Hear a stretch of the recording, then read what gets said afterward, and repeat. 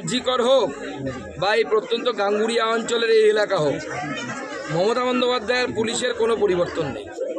ওখানেও ধামাচাপা দেওয়ার চেষ্টা, এখানেও ধামাচাপা দেওয়ার চেষ্টা। এই যে প্রিয়নাথ রাজবংশী, যাকে পুলিশ গ্রেপ্তার করেছে, আমরা দেখাবো 2020 সালে তার বিরুদ্ধে শ্লীলতাহানির এফআইআর হয়েছিল। এই যে কমপ্লেন, সেই কমপ্লেন 2020 সালের কমপ্লেন। একাধিকবার তার বিরুদ্ধে বিভিন্ন সময় শ্লীলতাহানি এবং ধর্ষণের অভিযোগ উঠেছে। আপনারা শুনলে অবাক হয়ে যাবেন, এমনকি পশুদেরকেও ছাড়েনি এই নিকৃষ্ট ব্যক্তি, এই প্রিয়নাথ। তার বাবা তৃণমূল কংগ্রেসের নেতা, প্রাক্তন বুথ সভাপতি, বর্তমানে এই এলাকায় দাদাগিরি সেই মারে। এবং পুলিশের তরফ থেকে এই যে একজন মহিলা শ্লীলতাহানি করেছে একজন মহিলা, তার অভিযোগ করার পরে পুলিশ কি করেছিল জানেন? সকালবেলা নিয়ে গিয়ে সন্ধেবেলায় তাকে ছেড়ে দিয়েছে। ভাবুন, এই হচ্ছে পুলিশের কাজ।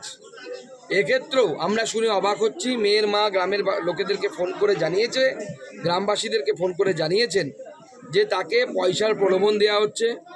গ্রামের লোক যারা তার প্রতিবেশী, তারা গঙ্গারামপুর হসপিটালে গিয়ে মেয়ের সাথে দেখা করতে পারছে না। তৃণমূলের নেতারা গিয়ে দেখা করতে পারছে। এমনকি শুধু তাই নয়, যে ধর্ষণ করেছে প্রিয়নাথের পরিবারের লোকজন গিয়ে মেয়ের মার সাথে দেখা করছে। ভাবুন, আমি রাজ্য প্রশাসনকে এবং এই জেলা প্রশাসনকে পরিষ্কার বলে দিতে চাই, এরপরে কিন্তু এটা নিয়ে তুলকালাম করবো আমরা যদি এটা হয়। মেয়ের মার কাছে যদি ফোন যায় তৃণমূল কংগ্রেসের নেতাদের, বা তৃণমূল কংগ্রেসের নেতারা যদি দেখা করে এবং ওই পরিবারের লোকেরা যদি দেখা করে বলে যে কেস তুলে নাও, 5 লাখ টাকা দেবো, তোমার মেয়ের ইজ্জতের দাম 5 লাখ টাকা, একদম মমতা বন্দ্যোপাধ্যায়, বাঁশের ঝাড় যেরকম বাঁশ সেরকমই হবে, কঞ্চি সেরকমই হবে। তো সেরকম মমতা বন্দ্যোপাধ্যায় ওখানে 10 লাখ টাকা দিয়ে কিনতে চাইছেন, এখানে 5 লাখ টাকা দিয়ে, যেহেতু গ্রাম রেটটা একটু কমেছে, 5 লাখ টাকা দিয়ে ইজ্জত কিনতে চাইছে। রেপই করেনি, রেপ করার পর মেয়েটির যৌনাঙ্গে ব্লেড দিয়ে চিরেছে। ভাবুন কতটা নৃশংস। গলায় দড়ি দিয়ে ফাঁস লাগিয়েছে, মরে যেত মেয়েটির মা না এলে। 3টে সেলাই পড়েছে যৌনাঙ্গে। মেয়েটির ভবিষ্যতের কথা ভাবুন। তার মধ্যে পুলিশ এবং তৃণমূল কংগ্রেস বাঁচানোর চেষ্টা করছে। গ্রামবাসী প্রতিবাদ করে, তারা বাড়ি ছেড়ে পালিয়ে গেছে।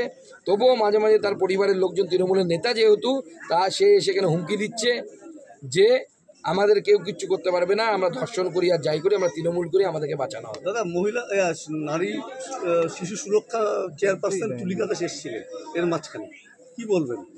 সে আপনাদের কিছু বলে গেছে? ড্রামাবাজি করে গেছে, গোটা ব্যবস্থা নেওয়ার আশ্বাস দিয়েছে। ড্রামাবাজি করে গেছেন। ওনাকে উত্তর দিতে বলুন আগে যে 20 সালে এই যে মহিলাদের কি অভিযোগ হলো এবং তার অভিযোগের পরিপ্রেক্ষিতে কি অ্যাকশন নিল পুলিশ। গোটা রাজ্যের বিষয়টা দেখার কথা না মহিলা কমিশনে? এই যে 20 সালে একজন মহিলা অভিযোগ করছে, সে তো কেস তোলেনি, সে তো মামলা তোলেনি। সে অভিযোগ করছে যে আমার শ্লীলতাহানি করা হয়েছিল। সেই কেসের ফাইন্ডিংস কি হলো? এনকোয়ারি কি হলো? কেন জামিন নেই? কোথা থেকে নিয়েছে? সকালে নিয়ে গিয়ে বিকেলে ছেড়ে দেওয়া হলো। তো মহিলা কমিশনের কাজ না পুলিশকে প্রশ্ন করা যে কেন ছেড়েছিলেন? এই থানার আইসিকে, এসডিপিওকে প্রশ্ন করা উচিত। নির্যাতিতার সঙ্গে দেখা করবেন?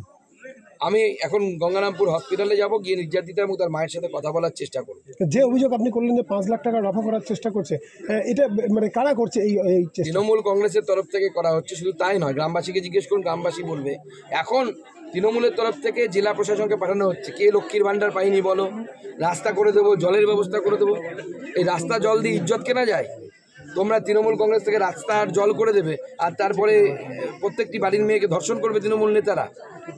আজকে গ্রামবাসীদের সঙ্গে সাম্রাজ্য করে দিয়েছেন।